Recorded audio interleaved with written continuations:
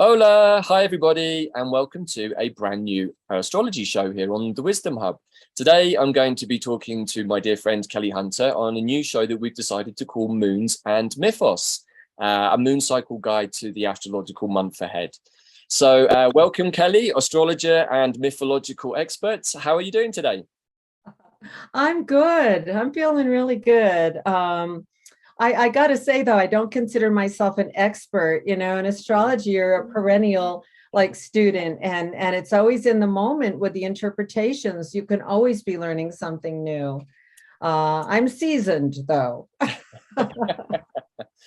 Maybe like a good sherry or a good wine, huh? Right. Well, look, I think you're being far too humble because I know a little bit about how much you do know about these things.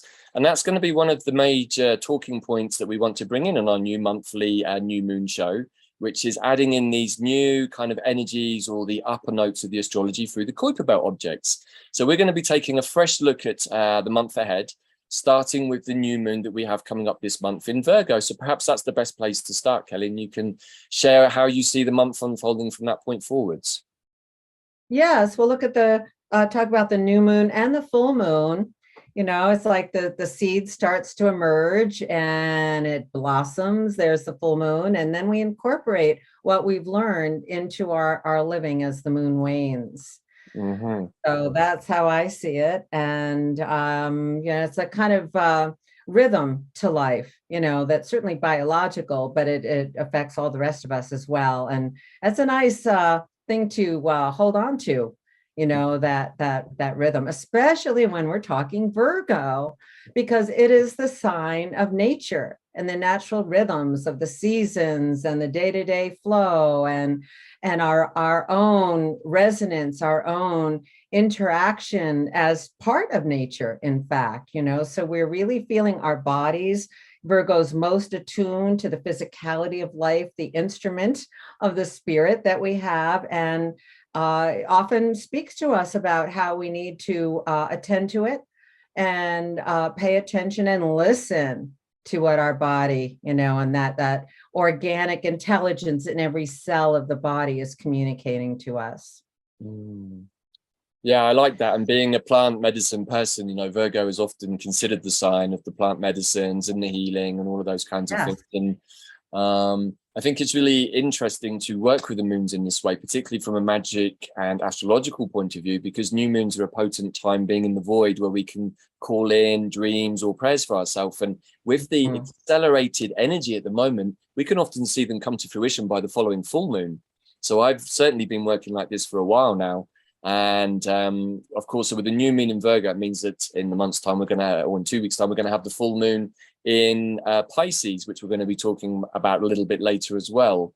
So this is a really important time. Many, many big things are happening in our world right now. And I think the more attention we pay to the astrology, the more we can get a little bit, how to say, of a competitive advantage on what is going on and how we can work with that energy to make it benefit our lives. So, with the patterning, the astrological patterning, the planets are moving in this new moon. Talk about energy and talk about activity. This moon is at 4 degrees, 4 minutes Virgo, which I think is so Virgo precision. I love Isn't that. Virgo it's very particular, and it likes detail and these, the magic of details, right? So this new moon is conjunct. Well, I'm sorry. I mean, it's square. So squares are 90-degree activation energies. Nothing is good or bad in astrology. It's how you engage with it. So squares are very motivating. They're like, okay, are you on this? And it's square to Mars, the action planet, which has just gone into Gemini on August 20th. And usually Mars is in a sign for about 2 months. This time it's going to be in Gemini for over 7 months. Wow. So we are on a roll, and on Mars in Gemini is like juggling a lot of balls. There is so much happening. And it's also a very spontaneous sign. It's like in the moment, instant reaction. It's like I hit a tennis ball to you, you hit it right back. and it can get very distracted. And that can be hard on Virgo, which is also a very responsive sign, but it's very particular. So it's about setting priorities. It's like, okay, I need to give my best attention to this because I can get so distracted by all of these other things going on with Mars. And Gemini is a sign of information. So they're going to be, all kinds of information coming in on us from all angles. And it's like, what do you even believe? Because Gemini can be a bit of a trickster, and it's sort of like, you're not sure if it's true or not. You just have to listen to the bell inside you as to whether that is ringing or not, and if it's useful or not, because Virgo wants to, it's task oriented. It wants to get things done. And this is harvest time, at least in the Northern Hemisphere. So Virgo has that sense, of attending to the daily necessities of life. And so this is an activation.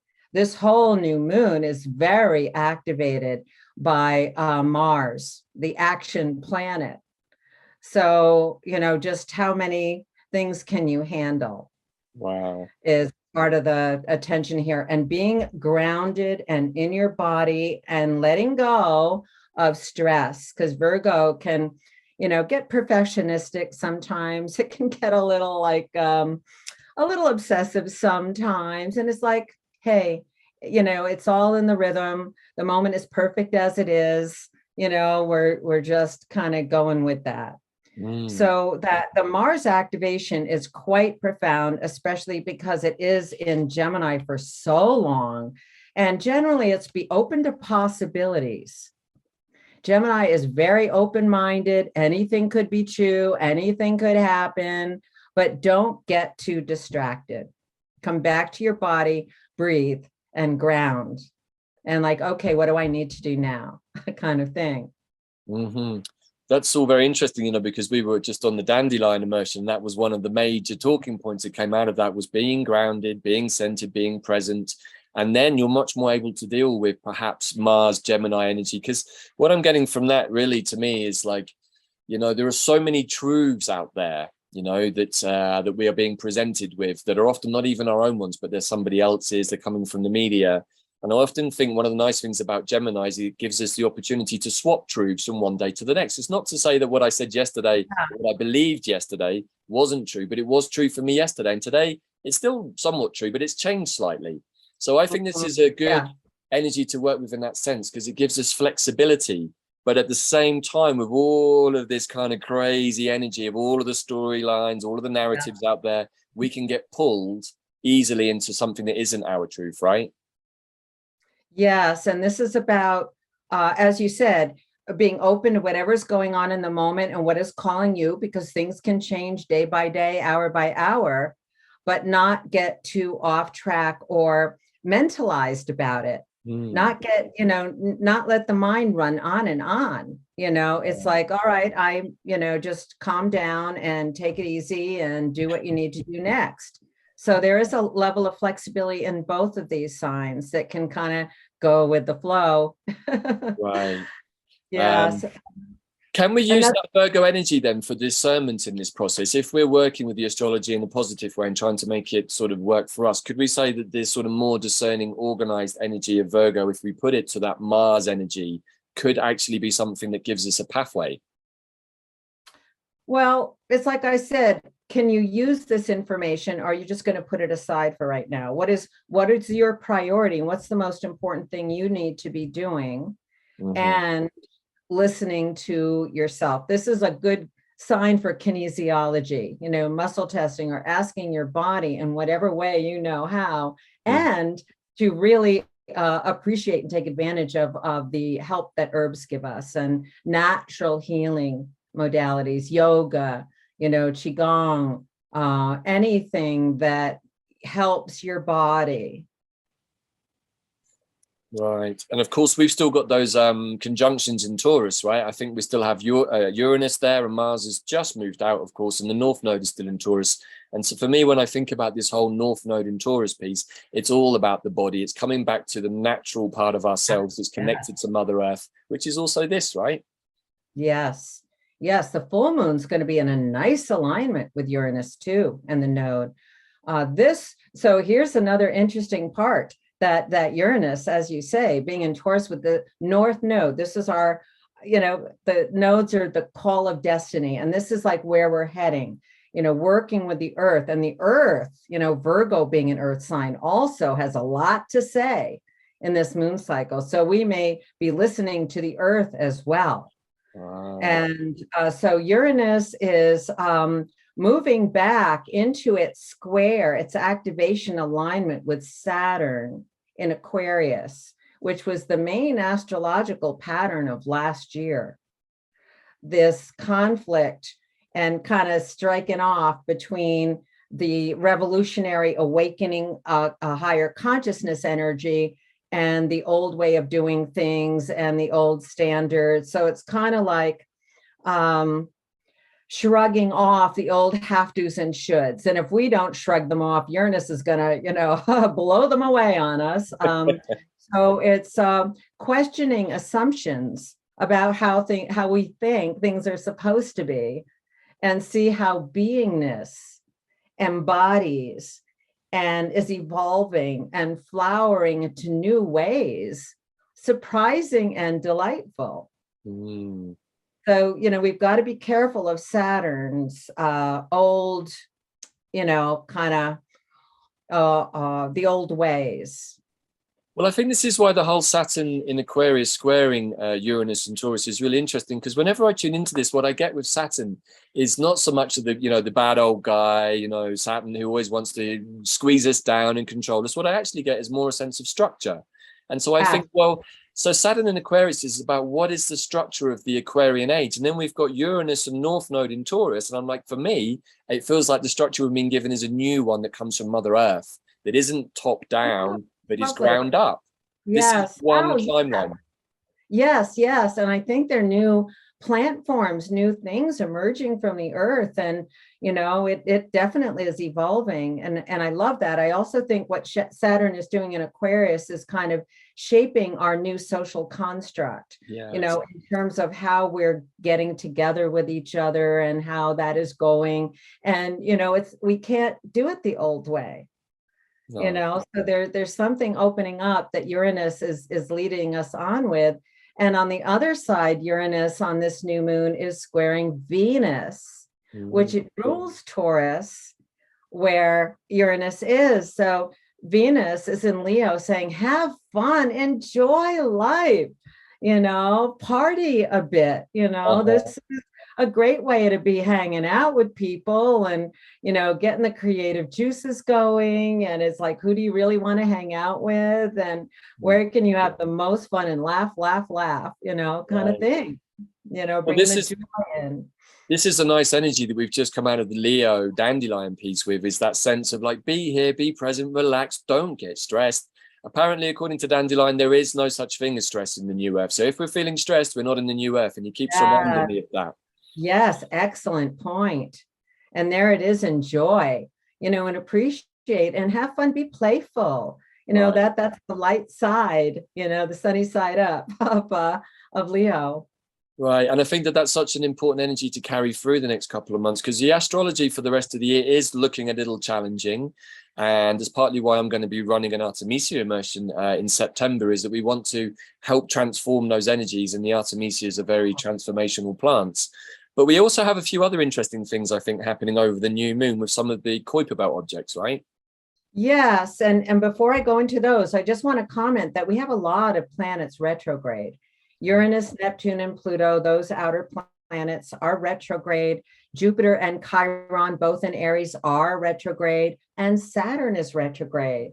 So there's a lot of going back over things. And there's Virgo, looking at all the things you might have missed or, need to weave back in, and so that is an interesting thing. It's rare that all of those would be retrograde at one time. Wow. I mean, And when we get to the new moon, it's we're full moon, even more. Wow. We're going to have Mercury retrograde as well. And Mercury is the planet that rules Virgo and Gemini. Wow. So it's going to help us, you know, kind of find the balance there. And Mercury is in Libra at the very beginning. So it's about choices. It's about decisions. It's about relationship. It's about finding balance and harmony.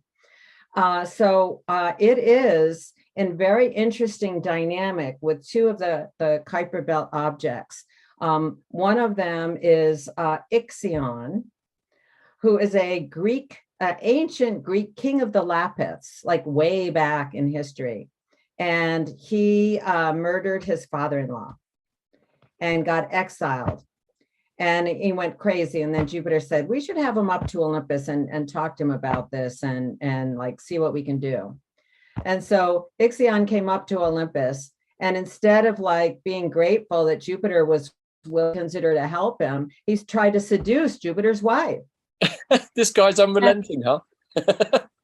So part of the thing about Ixion is like, learn from your mistakes. Don't make more mistakes. So that is one of the things that's being, you know, considered. Like when we're making choices, are we going to make those old choices again?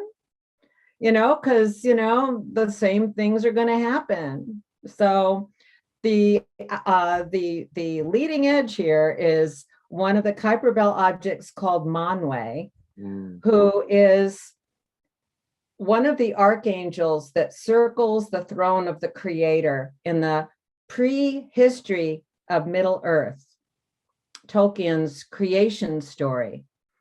And Manwe is one of the 14 highest of the archangels who were enthralled by this vision of the creator and wanted to go experience Earth. And when they got there, they realized they had to create the vision. And Manwe had the closest, his mind was the closest to that of the creator. He had the clearest vision of the original creative codes, the original cosmic blueprint. Wow. So and it's right, Manwe has just gone into Aries, just right on that key point, right on the, you know, Aries point.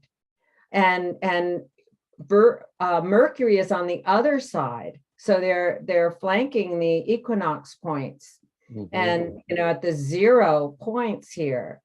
So if we can tap in, go inside and refer somewhere that we really know that's deep in our hearts, we can tap into that original design, that the original cosmic codes, and make that choice, which can feel like a new, fresh, exciting choice, but who knows how it's going to turn out. So there can be a little pullback on that sometimes, but that is what we need to be listening for. So in many ways, we're getting a similar kind of theme emerging across the astrology here, which is this kind of, where are we going in the new Earth? Where are we going with the North nodes? Where are we going in the Aquarian age? And so Manwe is coming literally into what, 0, 1 degrees of Aries, and it's going to be in opposition to Mercury at the same in Libra. Yes, and it is going retrograde now too. So it's going back into Pisces briefly, like Jupiter is going to be doing in a couple of months. So this is kind of the, can we stay with the leading edge here? Can we stay on it? And if we get, you know, if we get pulled back a bit, you know, it's, you know, let's move forward again. Right. And isn't it interesting? We've got Mars in Gemini for 7 months while we sort this out as a collective, as an individual. Yeah. Where am I? Am I going this way, or am I going this way? Or do I even know where I'm going? Do I even know I'm going anywhere? All of these questions. It's that way or that way. Maybe there's a whole nother path that's going to emerge that is like no question about it. Right. You know, Gemini can be very ambivalent. It's like, oh, if I make that choice and I'm committed and therefore I can't be open to new possibilities. You know, it's a Peter Pan sign, you know, right in the moment. And you've got to be crystal clear in that moment. And that's your Aries self. That's that center point, being really clear there. And then no ambivalence. If it's for you, you go. If it's not, I'm not getting on that train. And this is where, when we work with the new moon energy in Virgo with a planet like Dandelion, who gives us that sense of presence and being in the moment, that we get the opportunity to make good choices in every single moment without getting too much of the Gemini, like what's going on energy. Because if we allow that to permeate our awareness, we can get our own truths distorted, and we then make perhaps choices that are not so good for us in some way. This is too many conflicting opinions, other people's points of view, and there's Virgo. Like, be grounded and listen to yourself, what you know. And when we say listen to ourselves, for you, not what everybody else is doing. Right, exactly. When we say listen to ourselves, I think we are listening to this, not listening to the monkey mind that's doing 100 miles an hour, checking in the news every. Listening to the gut too. Right, exactly. So. Wow, that seems really significant. So I feel what we're being offered here is another one of these really amazing creation points, a bit like we just had actually with the new moon in Leo and the Lion's Gate portal. Those were very, very powerful days. And I don't know how many of our audience tuned in, but certainly for me, both of those days were super powerful. And in between, there was more, I guess, of that kind of almost Mars Gemini energy coming in, which was lots of distortion, lots of confusion, and sort of everything feeling a little bit wishy-washy and like, where am I going exactly? I was really clear yesterday, and today I don't know really where am I. So this is where we have to keep coming back to ourselves and going, oh, it's maybe just a little bit of some energy this afternoon. Tomorrow's a different day. Don't get too caught up in whatever's going on for yourself, right? Yeah, well, I felt already like every day is like a kaleidoscope that keeps turning into a new pattern. And Mars hadn't even gotten into Gemini yet. So that it's going to be quick. We got to keep up with it. But also, that's what I've been feeling for a while. If I can slow down and be so in the moment, the day slows down with me. Right. Yeah. So, so onward to the full moon, which is September 10th. And the sun is still in Virgo at that point. And now we have the polarity between Virgo and Pisces with the full moon in Pisces. So that is, I always think of the full moon as the two signs, the light heightened between them, because two signs, they can be polarized and have a tug of war, or they can complement each other. Because whereas Virgo can be very particular and get very detail oriented, Pisces is like, just relax, go with the flow. It's going to work out. Don't get too uptight about it, and it's a very compassionate, very feeling oriented sign that sometimes is like a sponge just soaking it all in. And Virgo's like, okay, what's your stuff? What's not your stuff? Where are you picking that up from? And it's another sign that can get very distracted. So we're going to have to be very careful about that and keep our vision clear, where we're heading, that sense of direction, our inner compass, so to speak.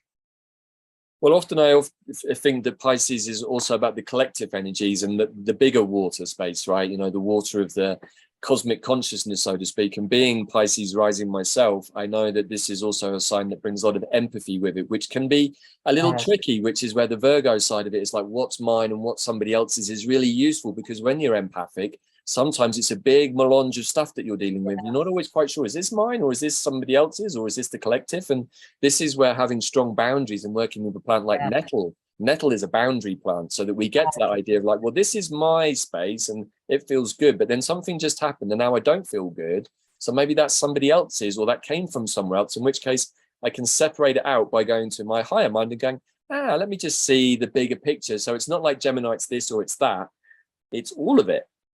And how do I feel about that from that perspective? Yes. And, healers have so tuned into other people's energy, it can be more important. And there's certain generations of people, born in the 60s or, quite a lot of generations that have this Neptune permeability where you can feel like your energy is getting drained and you just don't know why. Right. So this is like giving your body some rest and letting those impressions wash off, so you feel like you're back to yourself, which is one of the main meanings of the Virgin Virgo, is whole unto yourself. So they work very nicely together.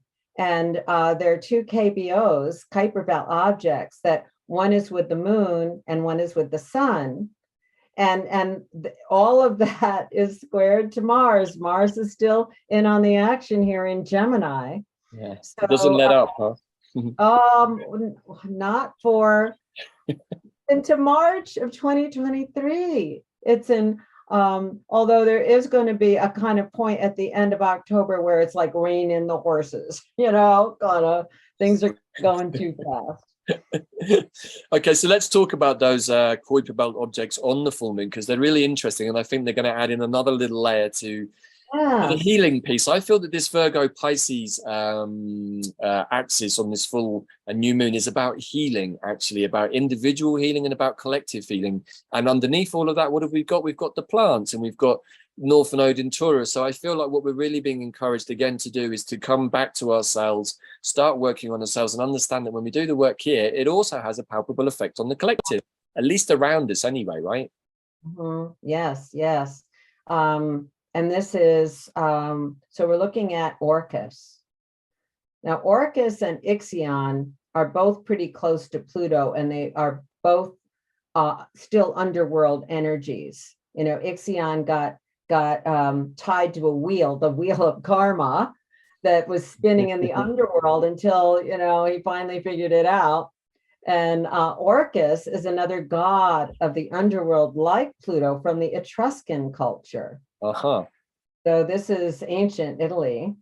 And he was called he would punish those who weren't keeping their sacred oaths or their agreements. Now, these days, we're moving into a new era. So we have to review those agreements that we might have taken like way back when, And so I did a reading for a woman who had Orcus exactly conjunct her sun sign. And I was telling her, about Orcus. And she goes, well, my work is to help people break agreements that are no longer appropriate for this new era we're moving into. Wow. And so that gave me the oath breaker kind of idea that it's appropriate, that he's not always punishing people who break their oaths, but he can say it's time to break those oaths and make new agreements that are more in alignment with the energy that we're moving into. Makes a lot of sense to me. And the way that I would understand that from the work that I do is to do with soul contracts. And those soul contracts can come in many, many forms. And some of them might even be soul contracts for this life. So I can also understand that on the one hand, we're being encouraged to create new, different types of soul contracts, maybe, but also with this Virgo Pisces energy is to make sure that any outstanding soul contracts from the old world, the old paradigm, are concluded. Because if they're not, they're going to cause us some problems. And again, Dandelion was a big teacher on this because he teaches us about time. And sometimes some aspects of us are actually held in other timelines. And so this is also about soul retrieval and making sure that as we shift into a newer frequency, that we have all of the bits of us, and we don't want to leave anything behind because that could be a little bit uncomfortable. So the plant that I work with for this is Tulsi, Holy Sacred Basil. She is the keeper of the Book of Souls. Beautiful plant, most amazing aroma, but really at the soul level, she is a goddess energy, very, very powerful goddess energy. But also she encourages us to look at our soul contracts to see if they're concluded, quite often with family members. What is the contract here between parents and children, siblings, all of the different dynamics. And I would really suggest that this is a time, if we haven't already done that over the last 2 years, which was a great time to do it, that perhaps we should be looking at that whole situation over this new and full moon as we move into more challenging energies that are coming up later in the year with the likes of Scorpio on the horizon. That's going to be an interesting month for everybody, I think. But we're already very much in Scorpionic energy anyway, with the South Node being in Scorpio, which is also about unresolved past, right? And poison from the past. Yes, and it's a great opportunity to, shed the skin of the snake, Right. Yeah. And the old patterns, which, because the nodes are squaring Saturn. So that old stuff, is not appropriate anymore. And, we need to, with the Pisces full moon, we need to forgive ourselves also for not being perfect, or whatever that Virgo can get into in a level of neurotic, but the souls, the soul agreements, they can be past lives, they can be ancestral, they can be collective. There is some kind of collective agreement to be experiencing what we are experiencing together on this globe. Well, and the other thing that's also worth considering is that sometimes we have soul agreements with other beings, and for whatever reason, they're also not able to fulfill their side of the soul agreement. So sometimes we have to renegotiate the soul agreement. Yeah. And this is where I think Orcus can be like a mediator in that. So it's like, well, okay, this is how it was meant to go down, but now for some reason the situations have changed because of maybe some of the things that have happened over the last couple of years. And so maybe it needs to be just adjusted, or maybe the fine print needs to be rewritten so that it's more appropriate. Excellent. That is excellent and very timely, because on this full moon, like hours before the moon is exactly full, Mercury goes retrograde in Libra, which is about agreements and contracts and negotiating. So Mercury's going retrograde and giving us a whole time, 3 weeks to renegotiate. That is beautiful. Right. Nice. So this is how we roll with moons and mythos, is that we bring forth the astrology, we find the energetic connections, and we just keep bringing the layers in. And with the Kuiper Belt objects, we've got this new kind of band of energy that allows us to look a little bit more from the quantum space, from the soulful space, and say, hey, what's really the bigger motif? Because a big part of the shift, I feel right now, is for humans to realize that there's so much more than just, the meat and the bones that are sat there doing the talking. Well, Neptune is in Pisces. It's one of the rulers of Pisces. And, it takes 165 years to go through the whole zodiac and around the sun. So this hasn't happened for over a century for sure. And so Neptune is conjunct the full moon. The moon is moving right toward Neptune. And there's one of the Kuiper Belt objects right in between the moon and Neptune. And that one is called Teharonhiawako. Okay. That is an Iroquois creator god from the creation story of the Iroquois. And this one is, it's a double body, it's a binary.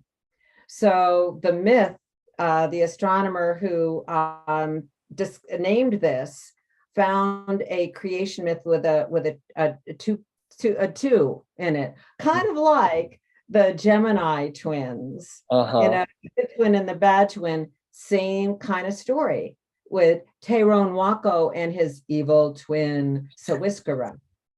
And Teharonhiawako held the spiritual awareness of the forms that were meant to come into creation, and would call them forth and bring forward animals and the plants. And, I think we need this, I think we need that. Sunflowers, to help light up the sky even. And kind of corn and what was needed. And Sawiskara did not have that creative energy, because he was on the negative side. So he would try to create something, and it would be like some kind of thorny thing that was ugly. And Sawiskara Teharonhiawako would say, we could use that. And then a fly, we can use a fly to kind of eat the carrion of dead animals or something. But, I know that sometimes, the thorny things are good, like you can't pick a nettle very easily. And saw a couple of lovely quotes here on the tea bags from Traditional Medicinals. They have these lovely quotes. One of them is, the difference between a flower and a weed is a judgment. Right. I thought you'd like that. That's so apropos of dandelion, right? Right. And yeah, I love that, because there are no such things as weeds. Of course, that's just a human perspective. The plants are exactly where they need to be because they decided they were going to be there. Yeah. So we could look at it from the other way around and say, from the plant's point of view, we're probably weeds that are always moving between them, annoying them because we don't even stay in one place, right? So I don't know. But what I love with that is the duality aspect there, that there is no good and bad, actually. There's just a perspective, because as you say, many of the thorny things actually are some of the most powerful medicine plants, like milk thistle, for example. Or you can even say some of the strong hallucinogenic plants like datura have a very, very thorny seed. It's like, thorn apple, that's its name. And yet this is a very powerful plant, quite a tricky one too. But I also love the fact that there is, again, dandelion is speaking to me here of adaptability. Well, you created something that maybe we're not, it's maybe not the best looking thing ever, like a fly, but heck, we can use this somehow. And it's just like, this is also part of the New Earth philosophy. It's like, let's reclaim, reuse, recycle things from something that wasn't so great before, and let's make it into something that's good without somehow making a detriment to whatever was already there. So this is another really beautiful energy we're being given here, I think, Kelley. Yes. I found another quote from James Russell Lowell. One thorn of experience is worth a whole wilderness of warning. Yeah. And the Pisces thing is about forgiveness also, compassion and forgiveness. And, it's like, our parents probably did the best they could considering, what their lives were like. And also we have to forgive ourselves, like I said, for not being perfect. But this compassion energy is very strong with Neptune, and also with the Teharonhiawako, who, was like, he was like, really kind to his evil brother. And, at a certain point, he said, okay, if he's going to be like that, I think I need to live a little farther away from him, kind of thing. So, that's the love energy that overcomes, everything in the end.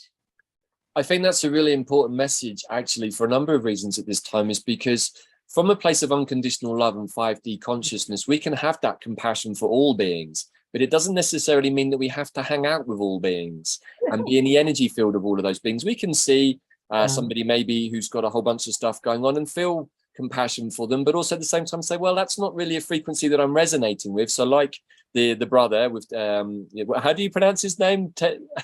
Teharonhiawako. Teharonhiawako. I'm gonna have to get my tongue around that one for future shows, I think. Yeah, I was saying it wrong for quite a while until I actually heard a person from one of the nations of the Iroquois actually pronounce it. Teharonhiawako. Okay, good. So yeah, I think this is an important motif, because at this time we can't be in a place of perhaps more Virgo judgment about what decision did you make, what choice did you make, because many people made many choices over the last couple of years. And I'm sure many of us on all sides a little bit unsure, why did other people make those choices?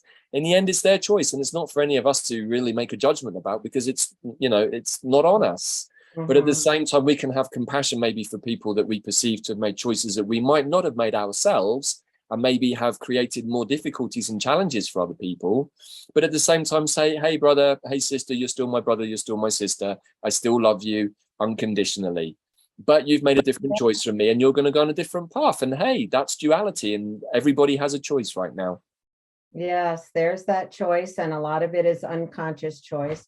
And the unconditional love is beautiful, but on, like you're saying, a kind of one-on-one level, it's like, this isn't working, but, it's like, we have a conditionality, in the 3D, 4D, right? There's a conditionality, but overall, what was that contract? What was that interaction? And are we playing it out or continuing it going by keeping that wheel going? Or are we making coming up to the unconditional, forgiveness that's that original blueprint?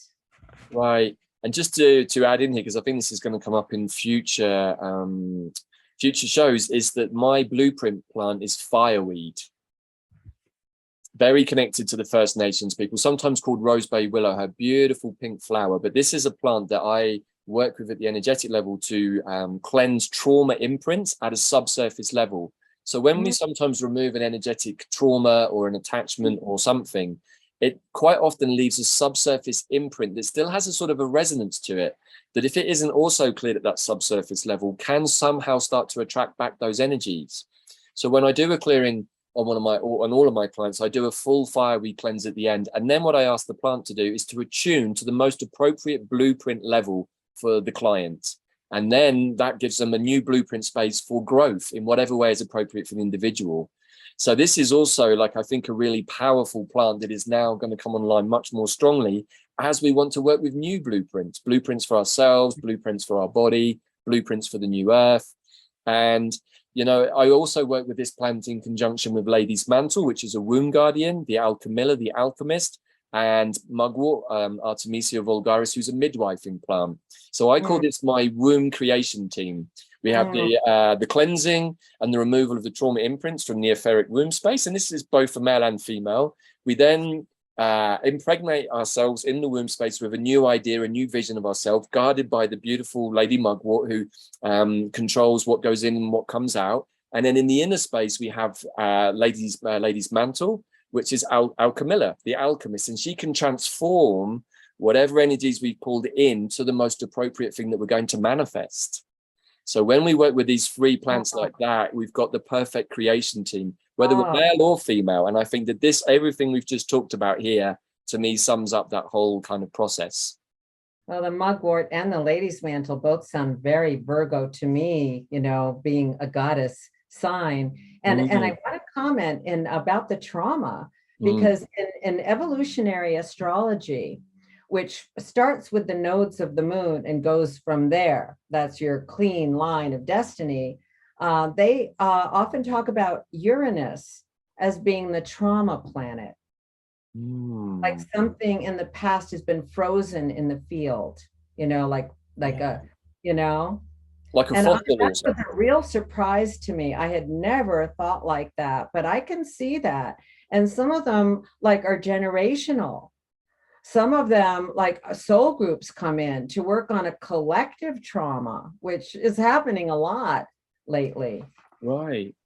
You know what, that's really interesting, Kelley, because it's making me think about some of the bigger Uranus moments that maybe have happened in the past, and they could be world changing. So as a species, we might be carrying imprints of trauma from cataclysms or environmental disasters or war or any of those things because they were triggered by Uranus. So I could see how that might work. That's kind of interesting. Yeah. And then, you know, so that would be Uranus, and it's on the node right now. And the south node is Scorpio, which is the subliminal, under the surface, you know, leftover that can be very subtle, but it needs to be alchemized, as, you know, Scorpio can do. Right. And here's something else I just want to add, because it's come up a little bit for me and other people, is if we find over the next period that maybe, historical timeframes or places or something starts to bubble up in our awareness from nowhere, we should perhaps pay attention to that and just explore it a bit more. Or even if old partners or old situations from our life suddenly re-enter, this is South Node in Scorpio, because the past wants to be resolved. And if there is any shadow or poison that needs to come out, and if it doesn't come out, that's going to hold us back. And so that whole North Node in Taurus is somewhat dependent on the South Node in Scorpio being resolved, I feel. So I just want to share that, because I feel like there's a lot of interesting time frame stuff that is happening right now, because we are coming to the end of an age and everything needs to be concluded before we can burst forth into the new age. A lot of unhealed history all over the world. Right. Both personal and collective. And so the more that we do the work at the personal level on our timeline, time frame traumas, the more that ripples out into the collective. And if we all do that, then wow, then we can make a big change quite quickly. Well, this moon is very much about that, with the Venus engagement in the patterning and the love. We all have a role. We bring love to the table, and a lot can happen. Well, to quote our joint friend Pam Gregory, this is the time for the love revolution, baby. And it's time to bring the love nice and strong from our heart space and share it, beaming with that Leo dandelion energy everywhere we go. Have fun, be in your place of joy, be with people that you love, do things that you love. And you know what? Don't pay too much attention to the other stuff that's going on out there, because otherwise you'll get the whole Gemini monkey mind confusion thing going on, which will take you out of your joy, right? Well, just go smell a flower, you know, just like, you know, go and smell the roses, you know, kind of let nature, you know, really, you know, Virgo is a very sensual sign. Right. It can have very extraordinary and very subtly tuned senses. So let's appreciate that and enjoy the textures and the scents and smells of life and nature. Wow. Thank you, Kelley. And so with that, we've come to the end of our very first Moons and Mythos show, which I think has been really interesting and hopefully given our audience many little things to take away and think about. For our audience who don't know you, Kelley, where can they find out more about your work or the books that you've written, or if they want to book an appointment with you?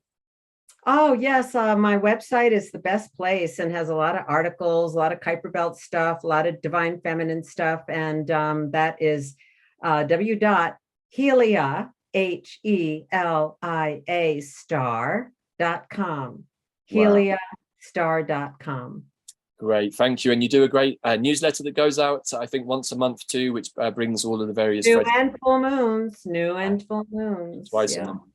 And if people want to find out more about what I do, please check out quantumplанthealing.com. We just finished a very wonderful dandelion immersion, which some of you, I'm sure, will have seen the piece that me and Kelley did, which was really interesting. And we're going to be starting with a new Artemisia immersion on the 13th of September that will cover the autumn equinox. I'm going to be sharing more about that in upcoming interviews and talks elsewhere, because this is a time for great change, and these are transformational plants. And actually, a lot of what's just come through on this show is going to be very much whirling through my mind as I plan and prepare for the Artemisia immersion, because their energy very much is about straightening things out and creating a birth space. Mugwort is a midwifing plant. She wants to help the birthing process, and she also, if you're wanting to get pregnant, she can also help with that idea. But as an abortificant, you don't want to take mugwort during pregnancy because it will just ruin everything. So these are plants that ask you to be precise, but if worked with in the right way, can bring forth life and also bring forth visions and prayers and dreams. So I feel that we've been given a really nice template here moving into September with this new moon and full moon. So thank you very much, Kelley. And I really urge everybody to be in that place of creative joy and love, and dream in something beautiful for yourself, and in the same time dream in something beautiful for the world around you. So thank you again, Kelley. Thank you everybody for listening, and we'll see you again for our next show in a month's time. Ciao for now.